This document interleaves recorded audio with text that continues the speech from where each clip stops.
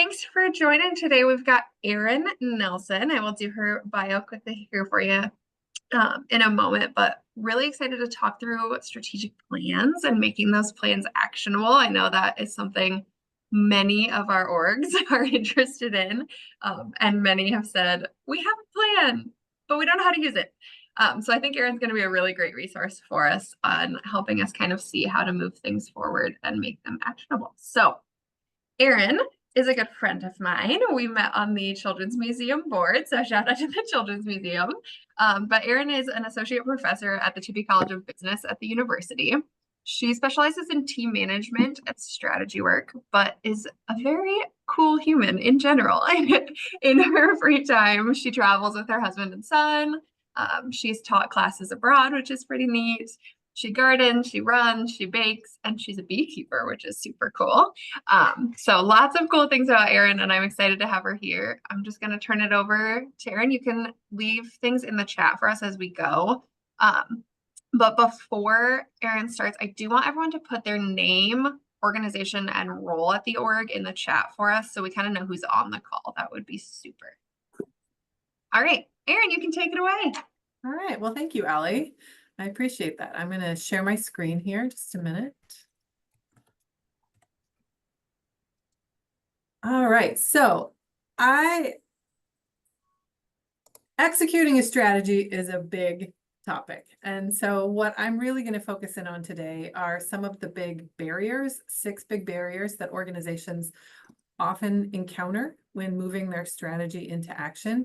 And so a class that I teach here at Iowa is actually a pretty unique one in terms of an offering across the nation. Not many universities have a class like this, but I do teach a class called Strategy in Action. And with it, I help my students unpack where their organizations are struggling to turn strategy into execution. And these barriers that I'm going to talk about today are not only backed by research, but also backed by what I'm seeing over and over and over again as my students come to me and we work through real life problems that are happening in their organizations and building plans to resolve those. So having a strategy is one thing, executing it is another, and there's this piece in the middle that I like to call just general long-range business planning. And a lot of times we forget to build that bridge between the vision and the everyday. So we're going to talk a little bit more about that today. So again, as I mentioned, today we're going to talk about really just 6 big things to think about. A lot of interconnectivity is existing between these 6 things. So you'll start to see that, if I make some gains in one of these areas, I'm actually going to probably chip away at a few of these other barriers at the same time. So thinking about what are the root causes, and then how can we start to make some adjustments to a few of these that can have ripple effects throughout. So as we're moving through today, I'll identify these 6 barriers, and then I'll also give you some ideas for how to mitigate some of these. So if you see a barrier or a combination of barriers that you know are happening in your org, we'll talk through some different things to move beyond those barriers. But the big thing I want you to do today is really be thinking about what is one idea I can take from today. If I can only change one thing in the next day, week, month, what would it be? So just identifying that one action item for you.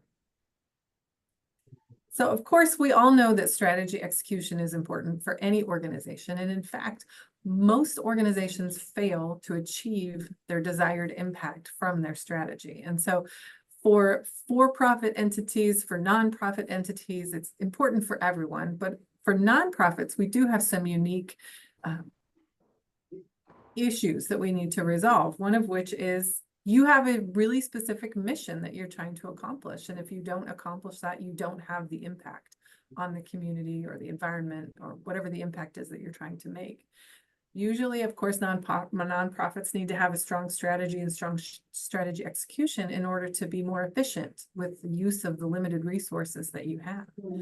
It also helps with building some of that accountability and transparency and trust with donors, with fundraising efforts, and different ways in which you encounter other stakeholders and rely on them for helping you achieve your mission.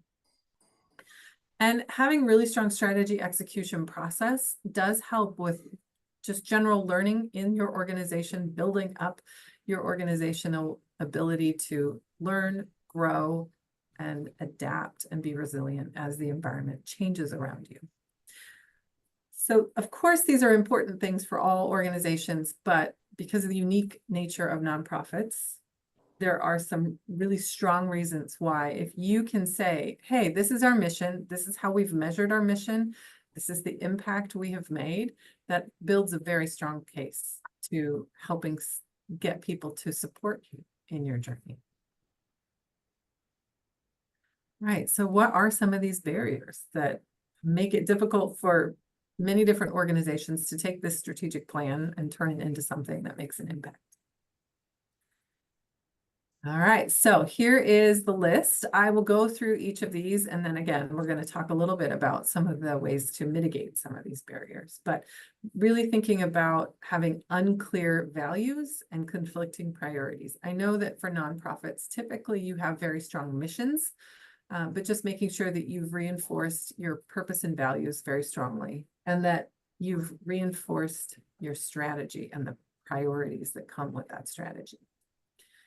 Ineffective leadership. So making sure that your leadership is strong, helping people coordinate and know how and when to coordinate, building up your capabilities, not only for today, but for what you'll need for the future. Making sure your communication is consistent, always the same. And making sure that you've built in mechanisms for accountability and follow through. So let's take a look. So unclear values and conflicting priorities. This can happen particularly when a strategy is created by a leader alone. Because when a strategy is created by a leader alone, oftentimes the other people in the organization, the other leaders don't really fully understand that strategy, and they may not actually even agree with the strategy. And so making sure that the strategy is created in a way that builds buy-in and consensus helps to reduce some of these conflicting priorities and unclear values that might be emerging. Sometimes it can happen if your mission is too broad and therefore your strategy is too broad. So really thinking about how do you turn this strategy into that long-range business plan in which we have very specific goals.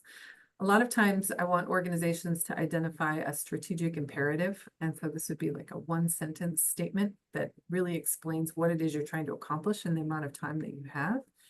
And also to make strategies maybe shorter time horizons. If you're struggling to execute it, maybe you're planning out too far. Maybe you need to focus on a 18-month or a 24-month or a 36-month strategic plan in which you can really make a strategic statement about what it is you're trying to accomplish that focuses everyone.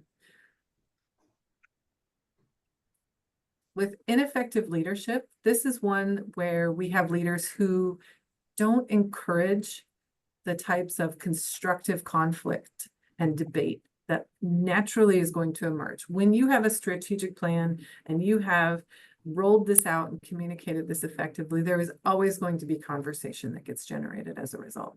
Well, what about this? How about that? This other thing is happening. What about this change? All of these things come up as a result of rolling out a strategy and trying to execute a strategy. And if you have leaders who are not comfortable with allowing creative debate, and then having a process by which to take that information and do something with it, such as make a decision, you're going to have leaders who create walls instead, and people aren't going to know how to move forward, and they're not going to feel like they can move forward. So thinking about how to make your leaders stronger in making decisions, generating constructive conflict and debate, and sort of moving through that to resolve strategic issues. When we have an unclear strategy, this often is leading to one of these issues that is poor coordination across boundaries. And so we have different parts of the organization thinking there are different things that are important. And so we often then can have these silos. And this can also come in when leaders don't really understand the strategy also. And so when we have roles and responsibilities and decision rights that are unclear across the organization, and we have unclear priorities, then coordination naturally starts to suffer. And so thinking about how do you support people working together instead of working alone or working in only in their small area group.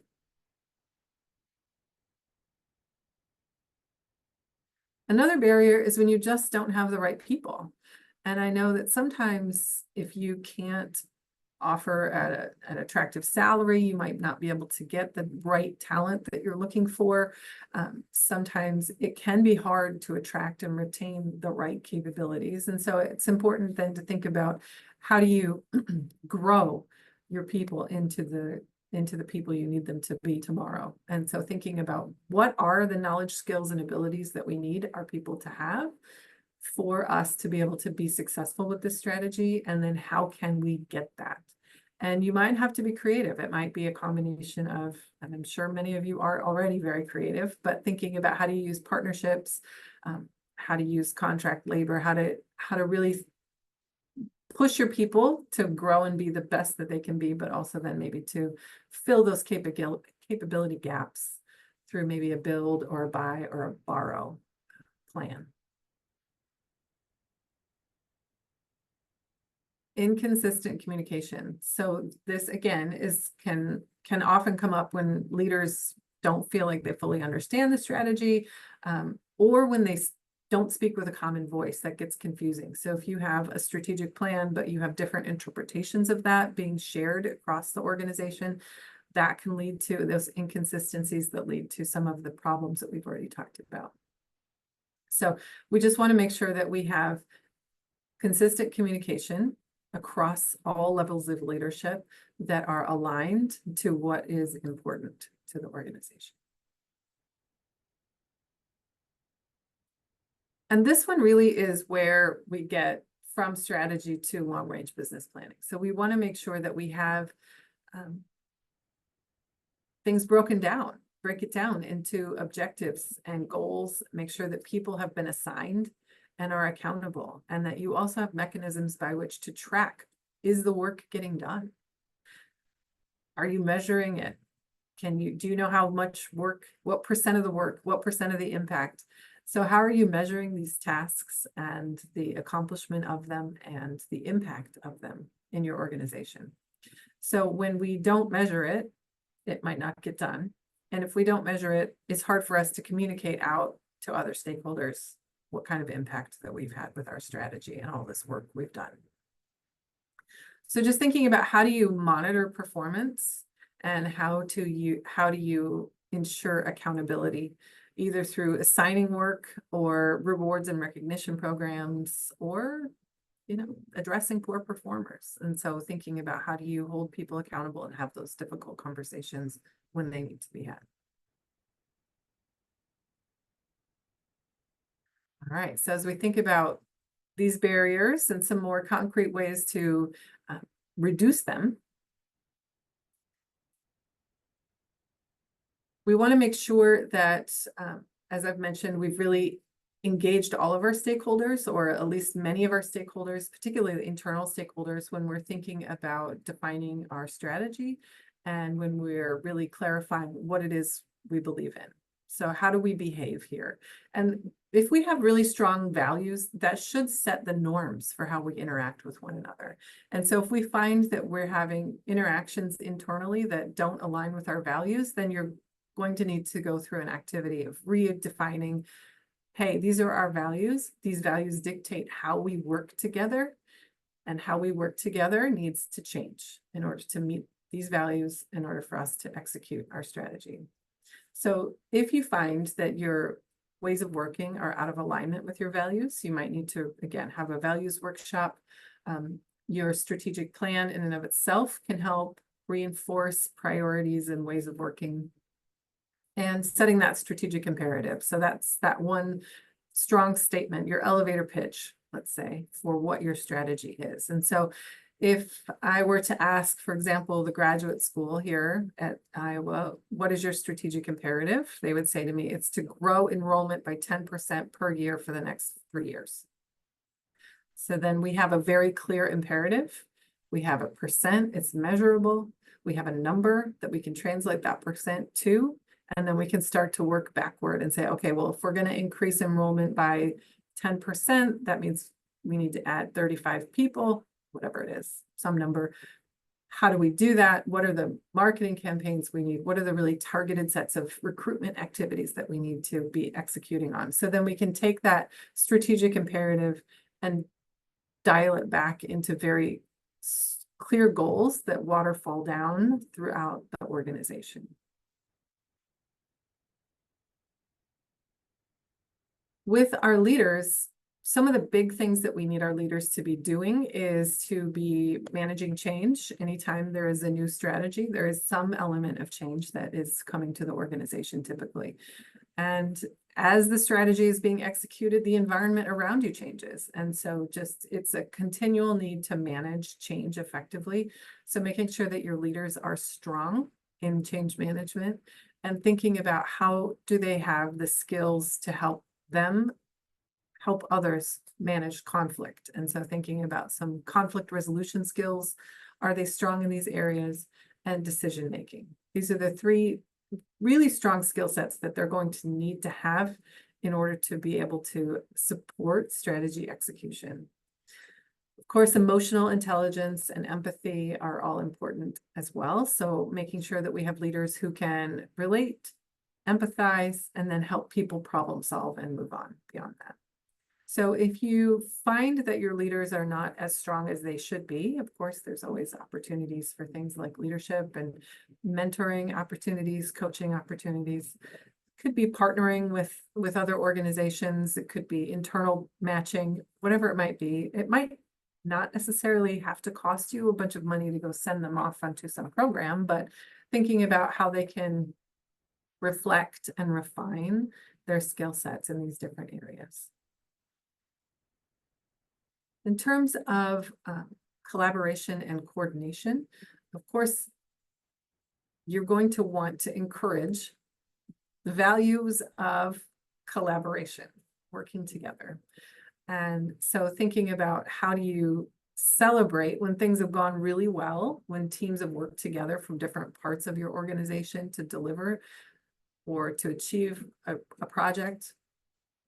But what is also really important is just generally in research on teams, the more that teams do engaging in debriefs and retrospectives, the stronger the team is. So even if the team didn't deliver success, and perhaps maybe even more importantly, when the team doesn't deliver success, having a mechanism in-house where you pause and you reflect.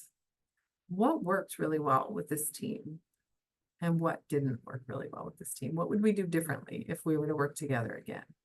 And so enhancing coordination and collaboration can come through building in reflection and then, of course, celebrating when things go well and picking out the things that you would say, hey, this team really embodied these values or really executed in this particular type of way. And so we need to emulate that. Right? So it becomes a training opportunity for you.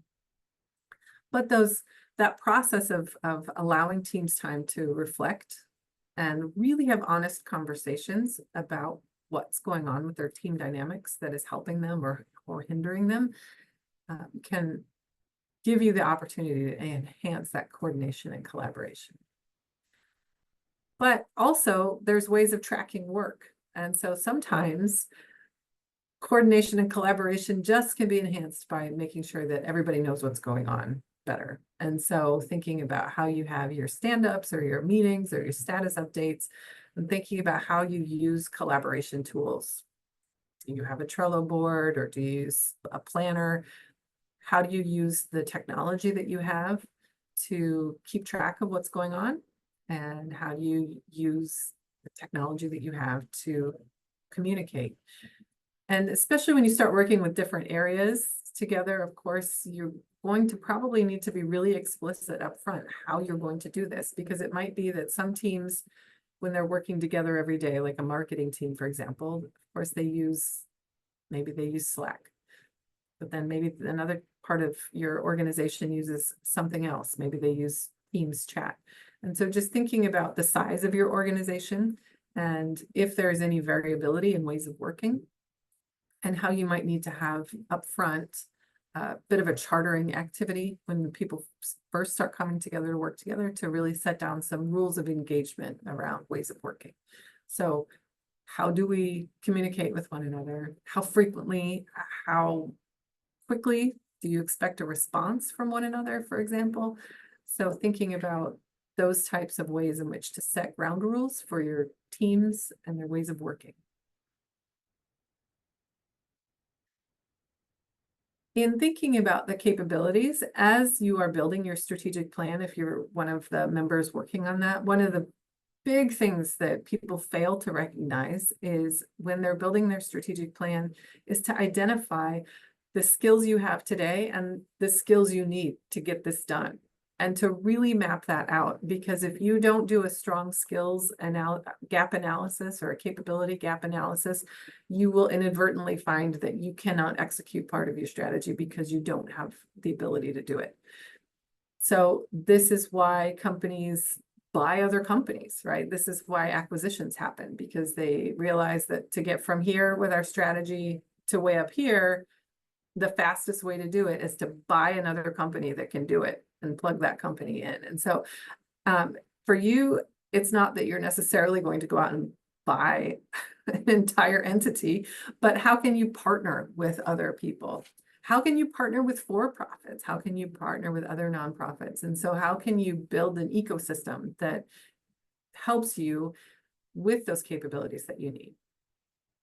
Of course, then, as we've already mentioned, there's different ways of thinking about how to train your people up or how to hire new people, but those partnerships are going to be really important in helping you think about what do you do really well, what do you do differently than others, but what do you need to augment that with over time?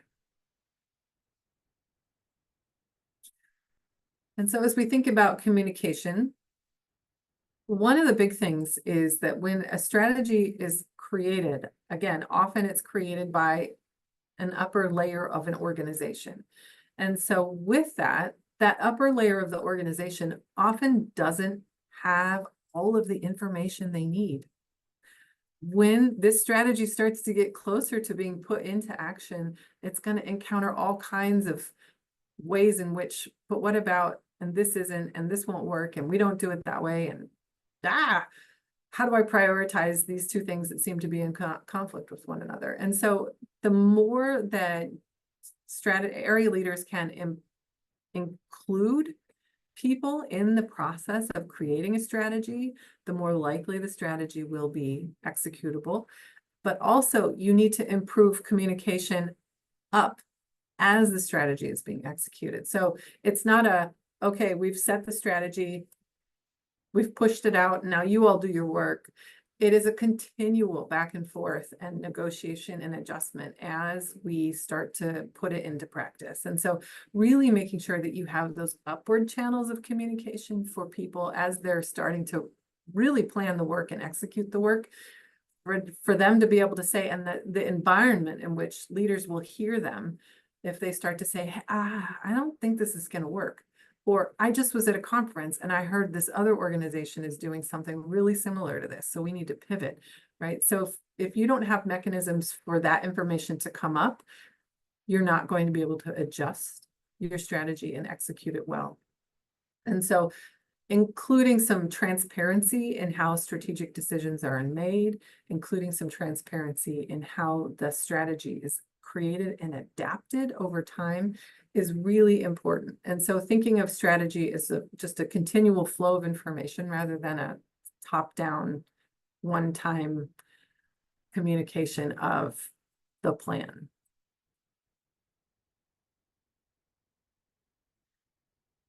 Then we also want to think about, again, this accountability piece. And so as people are starting to do the work, how do we know who's responsible for what? So this is, again, back to that idea of chartering. What are my roles and responsibilities? Some organizations use something like a RACI to sort of say who's responsible, who is accountable, who is informed, different things like this. Some organizations use project management tools to help them really map out. If our goal is to increase enrollment by 10%, okay, what does marketing need to be doing? What does recruitment need to be doing? What do our academic advisors need to be doing? What do our faculty need to be doing? And then really mapping out different initiatives and projects and starting to put them on a timeline to say, okay, Erin is responsible for doing these things over the next 3 months. Ellie is responsible for doing these things over the next 3 months. And then how do we use rewards and recognition? So is your rewards and recognition program tied to achievement of the strategy? So making sure that people are rewarded for doing this work. This becomes the work of the organization. This shouldn't be necessarily on top of the work of the organization. This should just be the work of the organization. And so how do you build in a system to reinforce the work that you want done? And how do you share with your board? How do you engage your board? So using your board is an important piece with this. Do you report out to your board status updates? Does your board know whether or not you're making progress on your strategy? Do you have those kinds of conversations with them? And do you have those types of reviews internally with your board?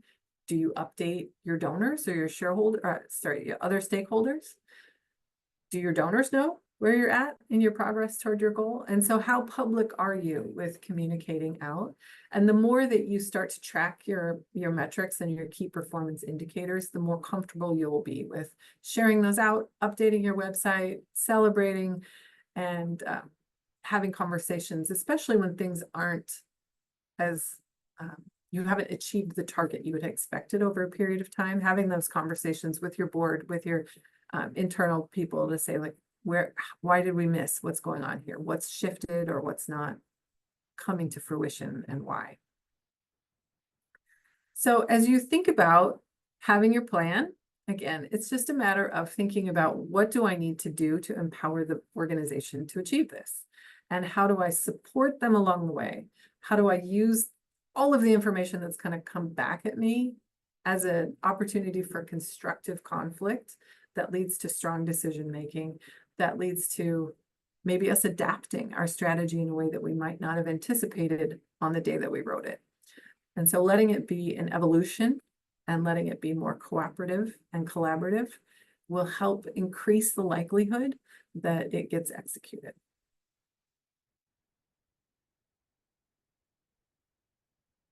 So again, many of these common pitfalls are intertwined with one another, as I mentioned. And so just thinking about including more people in the process of creating your strategy to build more buy-in, making sure that your leaders have the tools they need to resolve conflict, to enable change, and to make decisions, making sure that your people know that what they're supposed to be working on and that they know how to work together effectively and what to work on together, and then making sure that everyone has the capabilities they need to perform their role successfully today and into the future. And then thinking about how you build that big flywheel of communication that helps you bring in new information, adjust, share out the adjustments, bring in new information and adjust and grow.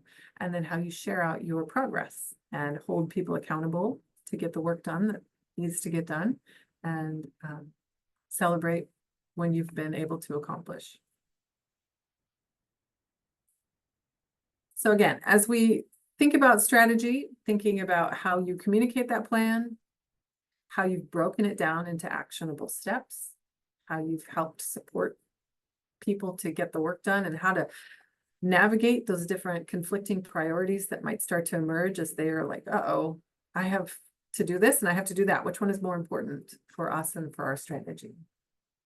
Making sure that you help your people learn and grow, and that you're measuring progress. Measuring progress can be very difficult. It sounds easy, but identifying the right metric and then identifying how to track that metric. Do you have systems to even collect that data, for example? How frequently do you share out the information? How frequently do you track it? So measuring progress in and of itself can be a challenge, but it's one worth taking. If you're going to start measuring progress, I would really recommend first you ask yourself, how do we measure our mission? if you had to just have one metric, it would be your impact. How do you measure your impact? Is it by number of people served? Is it by a degree of change? Is it a satisfaction number? What is it that you're driving for with your mission? And if you could boil that down to one measure, what would it be? And how do you measure that and how do you report that? If you are already measuring your mission, then I encourage you to start thinking about some ancillary measures. It could be things that you're measuring around your financial sustainability. It could be measuring things around your people. How happy are they? Are they likely to stay? Are they leaving? Turnover, that kind of thing. And then also thinking about maybe broader impacts that you might not be measuring with that one single impact measure that you have for your mission. So maybe some other stakeholder type measures could come online for you. But I would say with measures, it's really important to start small and add slowly so that you really focus in on measuring what's most important and don't lose time and energy wasting measuring too many different things. And of course, communicating, celebrating out when you've been successful. Oh, sorry. So for today, I just want you to take some of these ideas and take them back. And in the spirit of engendering conversation around strategy, I encourage you to just have a really great conversation at work and ask everybody, hey, what is our strategy? How was it created? Where are we struggling to turn it into execution? And are any of these barriers starting to emerge in that conversation? And then think about just, again, one thing that you might do differently as a way to try and improve that. But every organization is unique. And so every strategy is unique. And so when it comes to strategy execution, I teach this strategy in action class. And the reason there aren't very many strategy in action classes or strategy execution classes is because every organization is so unique. And so it's hard for me to say, these are the 9 things you specifically need to do at your org. But I do have a few books for you if you're interested in learning a little more. So if you have an environment where you feel like people might not feel comfortable working together, you think there's something kind of off in how people feel comfortable and safe in the organization. Sometimes we have maybe one leader who comes in who can start to build a toxic workplace that starts to shut people down. This first book here, The Fearless Organization, is one I would recommend. We want to make sure that we have leaders in place who are building positive work environments. So the Fearless Organization is around building psychological safety and making people feel safe and comfortable in that organization so they bring their best selves to work. And so that helps our team learn, it helps individuals learn, and it helps everyone think more creatively and grow together. The book in the middle, Fit to Compete, this is one in which this is really specific around honest conversations related to strategy. So if you find that actually you aren't having the open flow of communication around where there are barriers to your strategy execution, this Fit to Compete book might be really helpful for you in thinking about a way to build in a process. It has very specific steps for you to take to build in a process to build information flows and openness to build some of that constructive conflict that emerges as strategy gets taken from a bunch of words on a paper to people really doing the work. And finally, this last book, Teams That Work, this is one I would really recommend if you find you're having coordination problems with your teams. And so if you want to think about how to get your people to work better together in their teams, or how to just think about how to share the load better, then I would really recommend this Teams That Work book. I teach a course on teams, and this is our textbook. And this book does a really nice job of taking a lot of different research on the area of team effectiveness and making it an accessible and easy, fast read that has a lot of practical tips in it. So if you're thinking about how to strengthen your teams, a lot of my students actually create book circles at work with this book because they read it and they're like, whoa, we have so much room to improve. And so they share it with their manager. They build, sort of reading groups around this book to just open the conversation around how to improve. And so again, for you individually or as a shared read, you might want to consider any one of these as great places to start. These are all research-backed, evidence-based, and very practical, good tips for how to improve the environment and culture that can help support the strategy. All right. So first, before we jump fully into questions, I do just want to say thank you. Thank you for being here. I appreciate your time. And if you have any additional questions or if you want to ask me anything more specific around your organization and some of the barriers that you might be facing particularly, feel free to reach out to me. I do work with many different organizations and helping them think through what is the strategy and what is the path forward for that. So now we'll go to questions.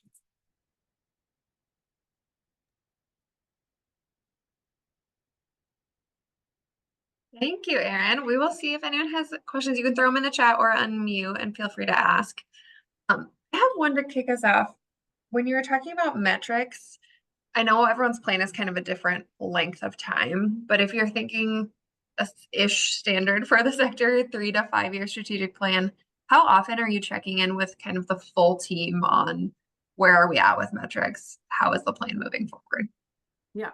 So first, I would want to identify if those metrics are leading indicators or lagging indicators. And so our leading indicators are going to be some of those measures where we can make corrections in real time and adjust those. And so those you might be checking weekly, right? And so, but some of your lagging indicators, could be, an aggregated customer satisfaction score. You're going to need a lot of time and you're going to need to have served them and then gotten the data back. And so there's not much you can do with that at the end. It's just a big measure. And so some of these measures, it kind of depends if it's leading or lagging. And it also depends on how much goes into that measure, right? So if it's an aggregated or if it's a single event.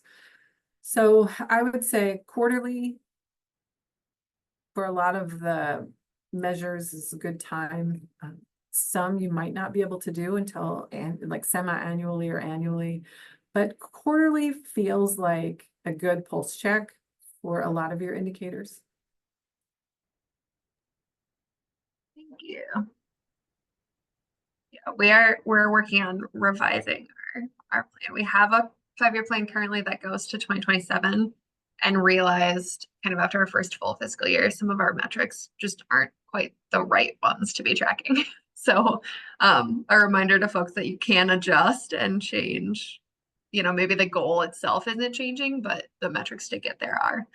What we're tracking and how we're getting there is changing a little bit. So don't be afraid to shift those things. Yeah. And, sometimes you don't intend it, but your measures actually counteract each other. And so there is something called a causal, like cause and effect, causal model. And so you can, with limited resources, you probably have access to some sort of chat GPT or Copilot or some sort of AI. You can actually go in to an AI chat and ask it. You can tell it, hey, you can obscure the name of your organization. You can say, hey, we're ABC company. This is our strategy that we're trying to accomplish. And then you can ask it, what metrics should we use? And then you can ask it to build a causal model. And so there's a lot of really cool ways to use AI to validate the linkages between your different measures and to validate the linkages between your measures and your strategy. And so thinking about really cost-effective, fast ways to get a test to make sure that you are measuring the right things is AI is a great tool for that.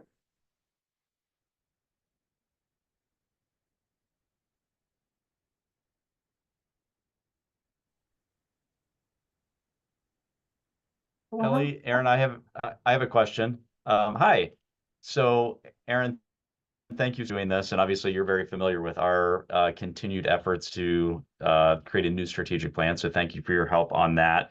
I want to, I guess, talk a little bit about or get some insight from you in terms of that point that you hit on, where when you introduce a planning process, or the kind of anxiety that can come with that, in terms of it's just something else for me to do or for our department to worry about, or how, like, just maybe speak a little bit more. I know this is a big question, but a little bit more to how you have seen organizations effectively integrate a planning process and some very specific goals associated with that into the day-to-day work, especially in dynamic organizations, which all of us represent on the call are a part of. So just additional thoughts on that, I guess. Yeah, so there's a couple of different ways organizations have gone about it. One is to say, this is the priority. This is the plan. This is the priority. Other times I've seen organizations say, okay, we run the business. And there is the basic sort of strategy zero. And strategy zero is run the business. We're always going to have to do marketing.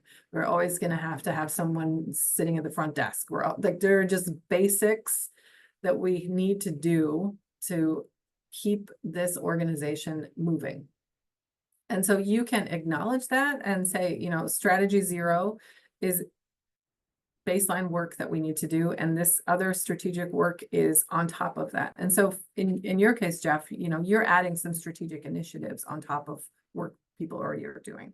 And so it's almost a little bit separate stream of work. And so for you, it could be that you start to say, okay, what can we stop doing? Because sometimes organizations do work and then they start to feel like that's part of strategy zero. It's a must. But if you have a moment where you're like, okay, team, we have to make room, 20% time to work on this new strategic initiative. How can we get more efficient with our strategy zero? Maybe we can automate some things. Maybe we can take some things off our plate. Maybe we can do some things differently. So how do we build in better efficiencies and maybe just stop doing certain things that we don't really need to be doing in order to make room for that? Does that help, Jeff? Yeah, it does. And I think just some of the things you said in terms of keeping it kind of front and center too, I think it's easy, and that's, we all often, maybe not all of us, but many of us bemoan that notion of a plan that just ends up collecting dust, which nobody sets out to create that kind of situation. But it, I think, just like you talked about, the reporting to the board, but also just like fully integrating it into our leadership team's process, for example. So some good things to think about. I appreciate it. Yeah. And that's where this idea of strategic imperative comes in, because if you can, the more simplified you can make the strategic goal, the more it can become a part of, oh yeah, that's really important. It's important to do the daily work, but we do need to make sure that we're not losing track of this big important thing, right? And so, like I said, with the business school, for example, just saying, here's a target for growth, that just takes the work people are already doing and just puts some quantification around it. Sure. Whereas, to your point, there's the work and then there's the strategic initiatives that are sort of over here. So it kind of depends on the strategy, how integrated it is. It kind of depends on the imperative, but making sure that that imperative is crystal clear to everyone and is rewarded when they do work on it. Otherwise, people are going to start to feel resentful. Like, you're just getting more work out of me. Great. Absolutely. On the buy-in, right, on what that is, and do we have our board involved in that? Do we have all of our staff at every level? Are there folks coming in who weren't here when we created the plan? How do we get them on board? That piece is important too.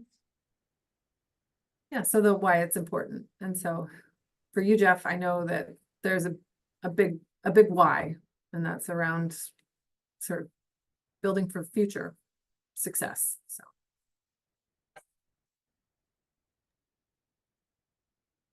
all right, any other questions for Erin? Guys, I've got just a couple wrap-up pieces per usual. My list. All right. Well, thank you very much, Erin. We so appreciate your expertise. We do have this recorded, so it'll go on the website, as well as Erin's slides. You can go back and reference those, share them with your boards. That will be helpful for you as well. So thanks, Erin. Thank you. Yeah, couple updates from CFGC for folks to know about some things coming up. Tyson's grants. So Tyson's, the store, farm and fleet store, they have specific grants. They actually come out of the Community Foundation of Dubuque. But there's a Coralville store. So any nonprofit within 60 miles of the Coralville store can apply for grants through that. So that's a grant opportunity that closes July 31st. Wanted to make sure you were aware of that. That is for, I think, pretty much basic needs around family and children. So lots of opportunity there for folks. Take a look at that opportunity. 5 to 2 for Good grants are also open. So their focus area is housing and security this year. Those are currently open through our grants portal and will close August 15th. So that's another upcoming deadline. Our community impact grants, we had our nonprofit info session yesterday. Many of you were on that. Thanks for being there. That is also recorded, and recording is up on the website. But those applications open August 1st and close August 31st. So that's a deadline coming up soon as well. Also in August, we'll hold our in-person book club. So at Pat and Fran's, we'll be chatting through Jacqueline Novogratz' book, The Blue Sweater. It's a great read. I read it in grad school, and we're circling back to it. So take a look at that. See if you can join us. Very, what's the word I'm looking for? Informal, casual. Please show up. If you haven't read the whole book, totally fine. If you read 0 pages of the book, still fine. Show up, grab some food and snacks and chat with us. That'd be great. And then September 11th is our next ed session at noon with Molly Giller. She runs a consulting firm, and we'll be talking about annual fundraising campaigns. So that's kind of our next ed session for you all. That was a lot of things coming up. If anyone else has other events coming you want to share out, now is your time. Otherwise, we will close out the day and see y'all later.